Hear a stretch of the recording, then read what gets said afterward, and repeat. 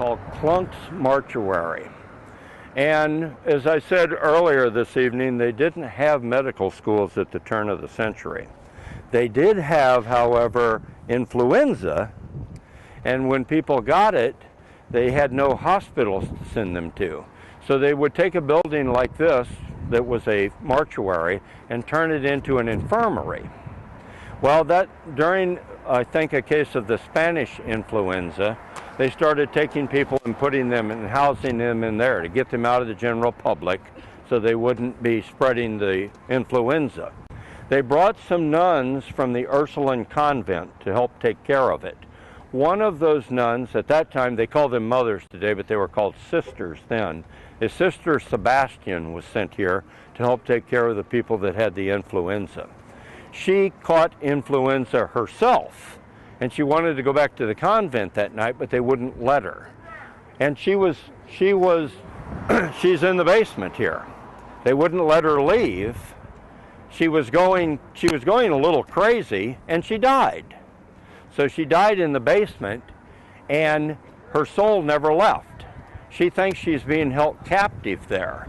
So the people that have rented that building over the years all tell me that there's a ghost in the basement, and it's a nun. And it's Sister Sebastian that's still there. And like I said, let there be light, and there was light. But she's still in the basement there, and she's just not ready to leave. Her clock is on a different time zone altogether.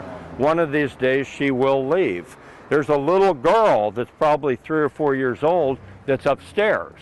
Sometimes people see her on the sidewalk looking through the window there, and she has been seen inside of the building, especially by little children. By the way, little children that are younger than 2 years old generally can see ghosts.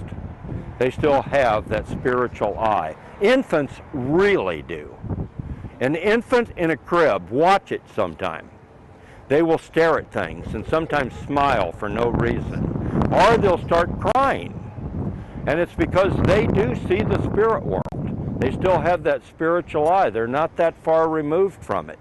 When they get to be about 2 years old, at some time or another, when they were crying that they saw a ghost or a monster or something in the closet, the parent told them, there's no such thing as ghost.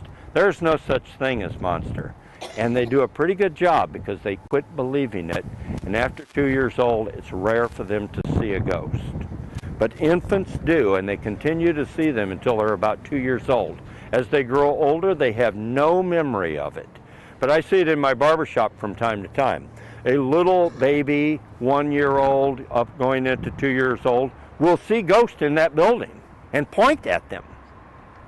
And it's really amazing because as they grow older, they won't even have a memory of that.